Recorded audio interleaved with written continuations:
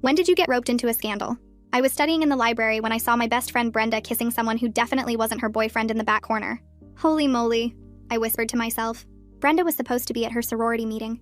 Instead, she was pressed against the study room wall with Carlos Dominguez, her lab partner she always complained about. Her boyfriend Terrence was at football practice, completely unaware that his girlfriend of 3 years was making out with another guy. I ducked behind a bookshelf, my heart pounding. Brenda and I had been best friends since freshman year. She'd been with Terrence even longer. They were the couple everyone envied. High school sweethearts who actually lasted. Over the next week, I saw them together twice more. Brenda would tell Terrence she was studying or at Greek events, but I'd spot her with Carlos at the campus coffee shop or walking through the quad. Each time they looked more comfortable together, more like a real couple. You okay? You've been quiet, Brenda asked at our weekly brunch. I pushed eggs around my plate, unable to look at her. She kept talking about Terrence's upcoming birthday and the surprise party she was planning. All I could think about was her hands in Carlos's hair in the library. Seriously, what's wrong? Nothing. Just stressed about midterms. She reached over and squeezed my hand. You know you can tell me anything, right? Best friends forever? I wanted to scream. How could she sit there pretending everything was normal while betraying Terrence? He didn't deserve this. Nobody did. But calling her out would destroy our friendship and their relationship. The breaking point came 2 weeks later. Brenda asked me to cover for her, saying she needed to study late at the library and might crash at my place. But I knew she was with Carlos. I'd seen her getting into his car an hour earlier. Terrence texted me around midnight asking if Brenda was with me. She wasn't answering her phone and he was worried. I stared at the message for 20 minutes, wrestling with my conscience. Brenda was my best friend, but this was wrong. She's not here. I haven't seen her since this afternoon. It wasn't technically a lie. Terrence called immediately, voice tight with concern. Where is she? Is she okay? Should I call campus security? Terrence, I need to tell you something. The words spilled out before I could control them.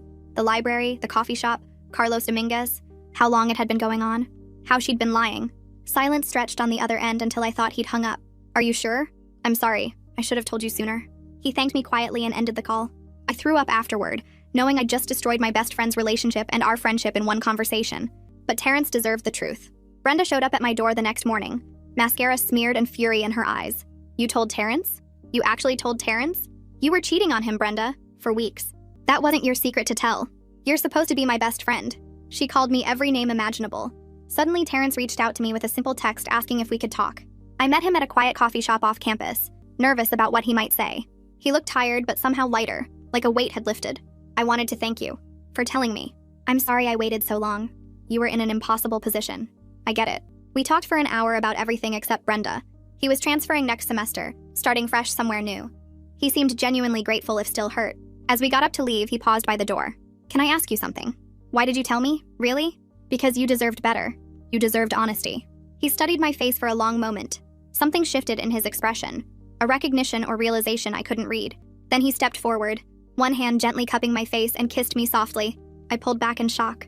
Terrence, what? I've wondered for 3 years what that would feel like. If things had been different, if I'd met you first. He smiled sadly. Maybe I was with the wrong best friend all along. Then in the corner of my eye, I saw Brenda walk into the shop recording on her phone. My whole body went cold and I couldn't move, couldn't breathe, couldn't think as Brenda stood there with her phone raised and pointed right at us. The coffee shop fell dead quiet and I could feel everyone turning to stare at what was happening. A customer at the next table actually put down their laptop to watch. The barista stopped mid-pour with the milk pitcher still in her hand. Brenda's face was twisted with rage and triumph at the same time, like she'd just caught us doing something way worse than what actually happened. Her hand shook a little, but she kept that phone steady, making sure she got everything on camera. You backstabbing piece of trash. Brenda's voice filled the whole shop and made people at the back table stand up to see better. She pointed at me with her free hand while keeping the phone recording with the other. I knew it. I knew you wanted him the whole time. The second we break up, you're all over him. My mouth opened, but no words came out. Terrence stepped forward and raised his hands, trying to calm her down, but she backed away and kept recording. This is rich! My supposed best friend couldn't even wait 24 hours before making her move. More customers pulled out their phones and started recording too. The manager came out from behind the counter looking stressed and approached us carefully. I'm going to need you all to leave, he said in a low voice. You're disturbing our other customers. Terrence tried to explain that this wasn't what it looked like, but Brenda just got louder. Oh, please, I have it all on video. The kiss, the guilty looks, everything. She made sure to pan the camera around to catch the whole scene, including the other customers watching. The manager's face got firm and he pointed to the door. Out, now, all of you. We had no choice but to head for the exit with Brenda walking backwards, still recording and narrating for her video. This is what fake friends do, everyone. They pretend to care about you, then steal your boyfriend. The cold air hit my face as we stumbled outside onto the sidewalk. Brenda finally lowered her phone and tapped the screen a few times, probably saving the video. She looked between Terrence and me with pure disgust on her face. Without another word, she spun around and marched to her car parked across the street. She slammed the door so hard the whole car shook and peeled out of the parking spot without checking for traffic. A passing car had to slam on their brakes to avoid hitting her. Terrence and I stood there on the sidewalk not knowing what to say or do. My hands were shaking and I felt like I might throw up right there on the concrete. "She's going to post that," I finally managed to say. Terrence ran his hand through his hair and looked as shocked as I felt. We both knew what was coming next. I didn't even make it back to my dorm before my phone started going crazy. The first notification popped up while I was still walking across campus. Then another, then 5 more, then 20. My group chat was blowing up with people sending the video link. Instagram stories were already resharing it. Someone had already posted it to our campus Facebook page with the caption Brenda wrote, "Caught my best friend with my boyfriend." Some people have no shame. There was zero mention of her cheating with Carlos for weeks. My phone vibrated nonstop as message after message poured in. Some people were calling me horrible names and saying they couldn't believe I'd do something like that. Others were asking what really happened because they knew something didn't add up. A few people from my classes who barely knew me were suddenly messaging to get the gossip. Each notification made my stomach twist tighter. I tried to call Brenda to explain or at least ask her to take the video down, but when I hit her contact, it went straight to a message saying the number wasn't available. She'd already blocked me everywhere. A text from Terrence came through in the middle of all the chaos. "I'm so sorry about the kiss. I shouldn't have done that. I made everything worse." I wanted to respond but didn't know what to say. Everything was falling apart so fast. By the time I got to my dorm room, I was practically running just to get away from people staring at me. Some girls in the lobby had the video playing on someone's phone and went quiet when I walked past. I could hear them whispering as soon as the door closed behind me.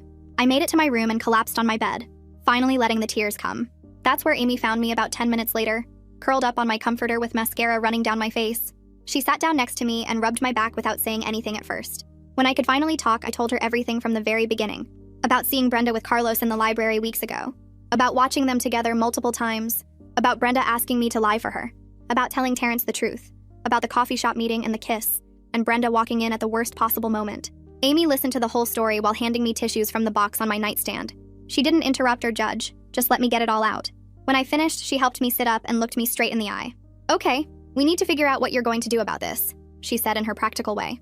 We went through the options one by one. I could post my own version of events and try to set the record straight, but that might look defensive. I could stay quiet and let it blow over, but the damage might already be too deep. I could try to talk to people individually and explain what really happened, but that would take forever and might not work. Every choice felt impossible with the video already spreading like wildfire across campus. That night was one of the longest of my life. I lay in bed staring at the ceiling and checking my phone every few minutes even though I knew I shouldn't. The video had hundreds of views already, and the comments kept getting worse. Most people were taking Brenda's side because she posted first and controlled the story.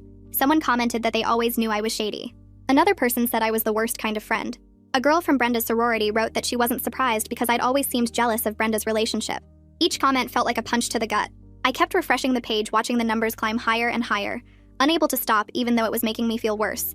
My alarm went off at 7, but I turned it off and pulled the covers over my head. There was no way I could walk across campus to my morning psych class with everyone staring and whispering about that video. I stayed in bed for another hour, scrolling through more comments until Amy knocked on my door carrying a tray from the dining hall. She'd brought scrambled eggs, toast, orange juice, and even grabbed one of those chocolate muffins I liked. She sat on the edge of my bed and pushed the tray toward me. "You need to eat something and you can't hide forever." I picked at the eggs while she talked about how the drama would die down once something new happened. She was trying to help, but we both knew this wasn't going away anytime soon. After Amy left for her own classes, I finally checked my actual messages instead of just the public comments. Mixed in with all the hate and gossip requests was one that stood out. Vienna Carter from Brenda's sorority had sent a long message saying she needed to talk to me about what really happened. She said the whole thing was causing problems in their chapter, and she wanted to hear my side before their next meeting. I stared at her message for a while, wondering if it was some kind of trap. Vienna had always seemed nice enough when I'd seen her at parties with Brenda, but I didn't really know her. She suggested meeting at the quiet coffee place near the science buildings where nobody from Greek Row usually went. I agreed to meet her that afternoon, even though my stomach was in knots about it. When I got there, Vienna was already waiting in a back corner booth with 2 cups of tea. She looked tired and stressed as she waved me over. I sat down across from her and she pushed one of the cups toward me. "Thanks for coming. I know this must be hard." I told her everything from the beginning. The library, seeing them together multiple times, Brenda asking me to lie, telling Terrence, the coffee shop meeting, and the kiss that Brenda recorded. Vienna listened without interrupting, occasionally nodding or frowning at certain parts. When I finished, she leaned back and rubbed her temples. I suspected something was off when Brenda posted that video. She's been acting weird for weeks and now it makes sense. She explained that several girls in the sorority had noticed Brenda disappearing during events and lying about where she'd been. Vienna warned me that Greek life gossip spread faster than wildfire, and this was probably going to get worse before it got better. She said she'd try to get the other officers to stay neutral, but couldn't control what individual sisters did. If Brenda ever wants to actually talk this through instead of just posting videos, I can help set up a mediation. We've done it before with other conflicts. I thanked her, but doubted Brenda would ever agree to that. As we were leaving, Vienna touched my arm and said she was sorry I got caught in the middle of all this. Back in my room, I found a text from Terrence asking if I was okay. He said people were sending him nasty messages calling him a player who immediately moved on to his ex's best friend. He felt terrible about the kiss, and how it made everything worse. We texted back and forth for a bit and agreed to keep our distance for now to avoid adding fuel to the fire. Neither of us wanted to make things worse than they already were. I forced myself to go to my afternoon chemistry class even though Carlos was in it. My legs felt like jelly walking into the lecture hall knowing he'd be there. Sure enough, he was already in his usual spot in the middle section. The second he saw me, he grabbed his stuff and moved to a seat in the back corner as far from me as possible. He kept his head down the entire class and practically ran out when it ended. I was packing up my notes when a group of Brenda's sorority sisters walked past my row. They all turned to stare at me with cold expressions. One of them said, "Homewrecker," just loud enough for me to hear. The others giggled as they kept walking. My face burned, but I kept my head up and walked out without responding. That evening, I looked up the Campus Counseling Center website and filled out their online request form. The stress was making it impossible to focus on studying or anything else. They emailed back within an hour saying they'd scheduled me with someone named Alan Green for Thursday afternoon. I'd never been to counseling before, but figured I needed help dealing with all this. The next day, I was sitting alone in the dining hall trying to eat lunch when Jacob Whitney walked up to my table. He was one of Terrence's teammates on the football team, a big guy who usually hung out with the other players. He asked if he could sit down, and I nodded even though I was confused why he wanted to talk to me. Terrence told the team what really happened. Most of us think Brenda's being manipulative with that video. He said the guys were angry that she was trying to destroy my reputation when she was the one who cheated. Jacob picked at the label on his water bottle for a moment before continuing. There's something else you should know. Carlos has been bragging in the locker room about hooking up with Brenda, acting like he's some big player who got the hottest girl on campus. My hands clenched into fists under the table. Carlos was treating her like some conquest to brag about while she was destroying my life to protect their affair. Jacob said Carlos had been going into detail about their hookups and making it sound like Brenda was just another girl on his list. The other guys thought it was gross, but Carlos didn't care. After Jacob left, I sat there feeling angrier than I'd been since this whole thing started. Brenda was ruining my reputation to protect someone who was treating her like a trophy to show off to his buddies. Part of me wanted to tell her what Carlos was saying, but I knew she'd just think I was trying to break them up out of jealousy. The unfairness of it all made me want to scream. I grabbed my backpack and headed back to my room to study for my biology test. My textbook was open on my desk, but I kept checking my phone every few minutes. The video had over 300 comments now, and more kept coming. Some people were calling me names, but others were starting to ask questions about the timeline. One girl from my English class wrote that she'd seen Brenda with Carlos weeks ago at the mall. Another person said they heard Brenda was the one who cheated first. I tried to focus on mitosis and cell division, but the words kept blurring together. My phone buzzed with another notification, and I couldn't help checking it. Amy walked in around 6 and found me staring at my phone instead of studying. She grabbed it from my hands and put it in her desk drawer. "That's enough. You need a break from all this." She pulled me up from my chair and grabbed her car keys. We drove 20 minutes to a small Italian place in the next town where nobody from campus would be. The waitress didn't know us and nobody stared when we walked in. I ordered chicken parmesan and actually finished most of it. Amy talked about her art project and her new boyfriend and anything except the drama on campus. For an hour, I felt almost normal again. We got back to the dorm around 9 and I was planning to finally study when I saw Brenda had posted another Instagram story. She'd put together a whole slideshow of old photos of us from freshman year. Pictures from our first party together and spring break and late night study sessions.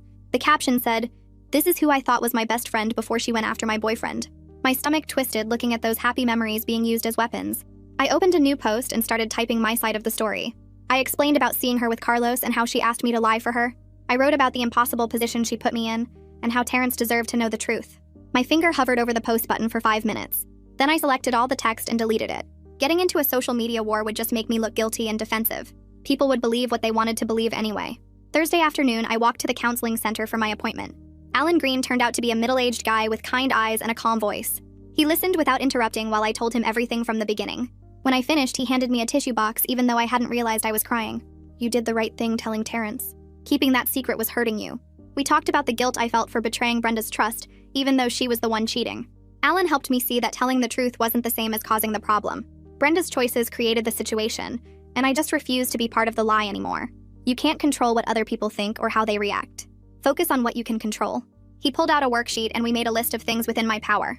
How I responded to people and whether I engaged with the drama and taking care of my own mental health. We scheduled weekly sessions for the rest of the semester. Walking out, I felt lighter even though nothing had actually changed. Friday morning, I was heading to the library when I saw Terrence at one of the study tables. He waved me over and I sat down across from him. "I wanted to tell you I'm definitely transferring to state next semester." My chest felt tight hearing it out loud even though I already knew. He said his credits would transfer and he could start fresh where nobody knew about all this drama. I told him I understood, and that it was probably the right choice. We sat there for a moment, not knowing what else to say. "Take care of yourself," he said as he gathered his books. I watched him walk away and felt sad about how everything had fallen apart. That afternoon, Vienna texted me while I was in the dining hall. "Brenda's having a rough time. Sisters are sick of the drama. She said some of the girls knew about Carlos before the video and thought Brenda was being a hypocrite. The sorority president had told her to stop posting about it because it was making their whole chapter look bad. Vienna said Brenda had been crying in her room and skipping chapter meetings. Part of me felt bad for her, but mostly I was just tired of it all." Saturday morning, I opened my email and saw a message from my academic advisor with the subject line, "Concerning your grades." She'd noticed I'd failed my last chemistry quiz and missed 2 homework assignments. We needed to meet to discuss strategies before I fell too far behind. I scheduled an appointment for Monday and spent the weekend trying to catch up on all the work I'd been ignoring. Monday's chemistry class was in a big lecture hall, so I thought I could avoid Carlos easily. I sat in the back corner and took notes without looking up. When class ended, I packed slowly to let everyone else leave first. I was almost at the door when Carlos stepped in front of me. "You ruined everything. Brenda won't even talk to me now because of you." His face was red and his hands were clenched at his sides. I stepped around him without saying anything, but he grabbed my arm. "This is all your fault."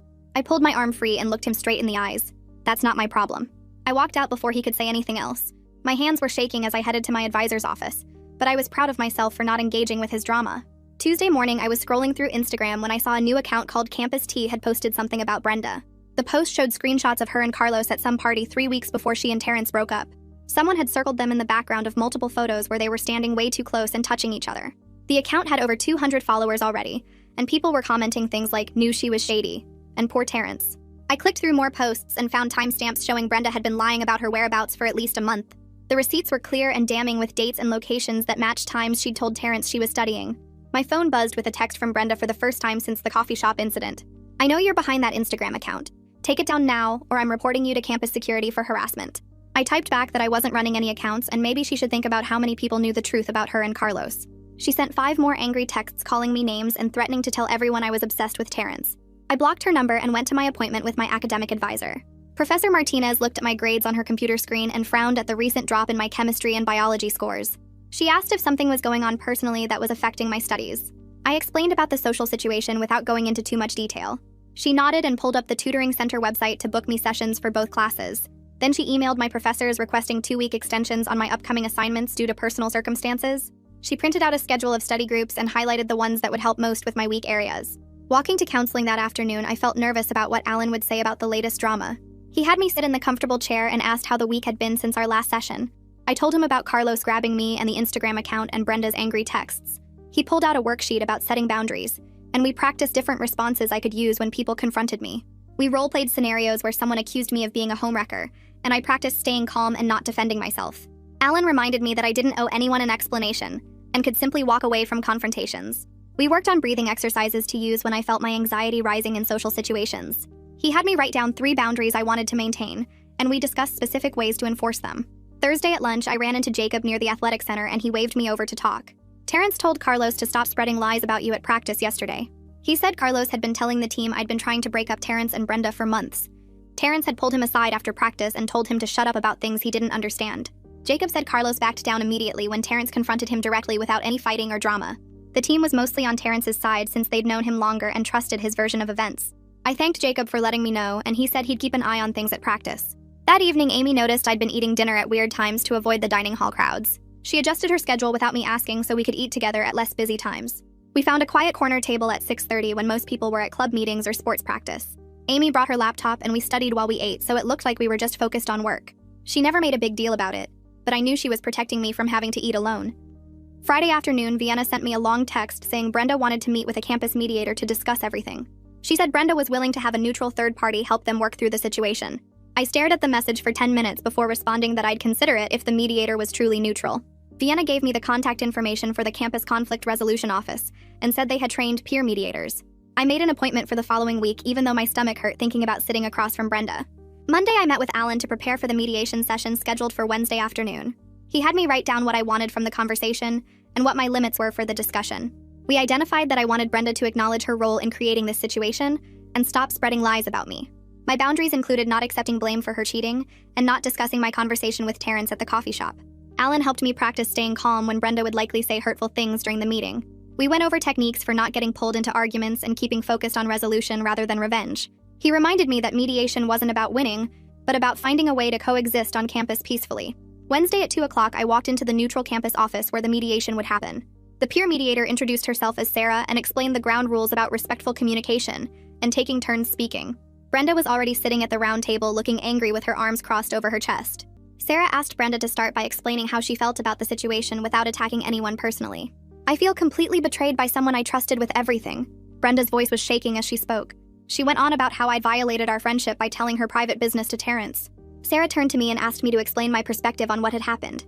I took a deep breath and calmly described the position Brenda had put me in by asking me to lie. I explained how uncomfortable I'd been knowing about the cheating while Terrence was deceived for weeks. Sarah asked clarifying questions and helped us both see how our actions had affected each other. After an hour of back and forth with Sarah guiding us, Brenda finally said something unexpected. "I know asking you to cover for me was wrong." She was looking at the table instead of at me. She admitted she'd put me in an impossible situation by making me lie to Terrence when he called that night. She was still angry that I'd told him everything, but she understood that she'd created the whole mess with her choices. Sarah asked what we both wanted moving forward since we'd have to see each other on campus for the rest of the year.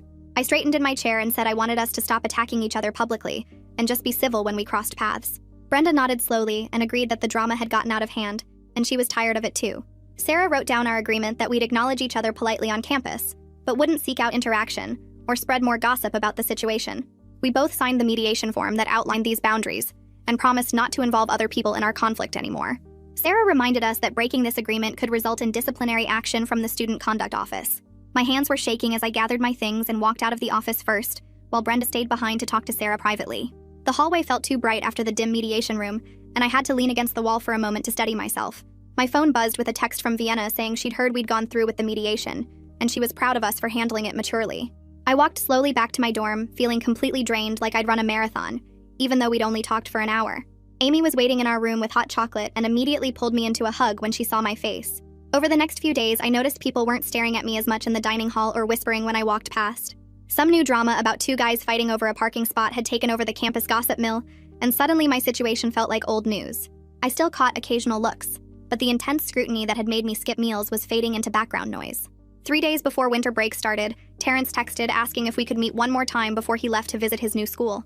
I agreed to meet him at the same off-campus coffee shop where everything had exploded with Brenda's video. He was already there when I arrived, sitting at a corner table with 2 cups of coffee waiting. We talked for almost 2 hours about everything that had happened with more perspective now that some time had passed. He told me about his plans for transferring and how his parents were supportive even though they didn't understand all the details. I shared how the mediation went, and that Brenda and I had agreed to be civil, but our friendship was definitely over. He reached across the table and touched my hand briefly before pulling back. "I need to apologize again for kissing you that day," he said quietly. I shook my head and told him I didn't regret that moment, even though the timing and circumstances made everything more complicated. He smiled sadly and said he'd been thinking about it a lot and wondered what might have happened if we'd met under different circumstances. We both knew there was something there, but also understood that acting on it now would just create more problems for everyone. Before we left, we exchanged new phone numbers since he'd be changing his when he moved. We agreed to stay in touch as friends, but both knew we needed space to heal and figure out our separate paths. The goodbye hug lasted longer than it should have, but neither of us pulled away first. Walking back to campus alone, I felt sad but also relieved that we'd had a chance to talk everything through properly. 2 days later, Vienna mentioned during lunch that she'd heard Carlos and Brenda had ended things after the mediation. Apparently, Brenda had realized Carlos was just using her for fun and had never planned to actually date her seriously. Vienna said Brenda was devastated to lose both Terrence and Carlos within weeks, but was trying to focus on her sorority responsibilities. I felt a tiny bit of sympathy for her even though she'd caused most of her own problems. With only a week left in the semester, I threw myself into studying for finals and catching up on assignments I'd neglected during the drama. I spent hours in the library working through chemistry problems and attending every tutoring session available. My chemistry grade had dropped dangerously close to failing, but the tutor helped me understand concepts I'd missed while dealing with everything else. I turned in my final paper for English 2 days early and felt confident about my history exam after a marathon study session with classmates. Amy stayed up late with me reviewing flashcards and making sure I took breaks to eat and sleep. She'd become more than just a roommate through all of this, turning into a real friend who had my back no matter what. She introduced me to her friend group from the environmental club, who didn't care about Greek life drama at all. We went to trivia night at the campus pub, and I actually laughed for the first time in weeks when we came in dead last but had fun anyway. These new friends invited me to their end-of-semester potluck and treated me like I'd always been part of their group. One girl named Beth mentioned she'd heard about the video, but thought it was stupid how people blew everything out of proportion. On the last day of classes before finals week, I had my final counseling appointment with Alan for the semester. He smiled when I walked in and commented that I looked stronger and more confident than when we'd first met. We talked about everything I'd learned through this experience and how I'd grown in trusting my own judgment. He pointed out that I'd stood by my decision to tell Terrence the truth, even when facing massive social pressure and backlash. I realized he was right, and that I'd discovered my own moral compass was stronger than my need for social approval. Finals week arrived faster than expected, and I spent most of my time buried in textbooks at the library trying to salvage my grades. On Tuesday morning, I headed to the campus bookstore to grab more index cards for my study notes when I spotted Brenda near the biology section flipping through a review guide. We both froze for a second before making brief eye contact, and I remembered what we'd agreed to in mediation about being civil. She gave me a small nod, which I returned, and then we both went back to our shopping without saying anything. It felt weird, but also kind of okay, like we'd finally accepted where things stood between us. Wednesday was my chemistry final, and I showed up 30 minutes early to review my notes one last time in the hallway. Carlos walked past me without looking over and took a seat in the back corner of the classroom. When the professor handed out the exam, I took a deep breath and started working through each problem carefully, using all the strategies my tutor had taught me. 3 hours later, I walked out knowing I'd nailed it because every equation made sense, and I'd even finished the bonus questions. My phone buzzed with a text from Amy asking how it went, and I sent back 3 party emojis, which made her laugh. That afternoon, Vienna caught up with me outside the student union and asked if I had plans for Friday night. She was throwing a small holiday party at her apartment with people from different friend groups, including some grad students and kids from the environmental club. I hesitated for a second, thinking about how Brenda's whole sorority crew might be there, but Vienna quickly added it would just be people who weren't going home early for break. Friday night, I showed up at Vienna's place with cookies I'd bought from the campus bakery, and found about 15 people hanging out in her living room. Nobody from Brenda's inner circle was there, and I actually recognized a few faces from Amy's environmental club meetings. We played board games and ate way too much food while swapping stories about our worst finals experiences. One guy told us about accidentally submitting his rough draft instead of his final paper, and having to beg his professor for mercy. I laughed harder than I had in months, and realized I wasn't thinking about the drama at all anymore. As people started leaving, Vienna pulled me aside and said she was glad I came because she'd been wanting to get to know me better outside of all the mediation stuff.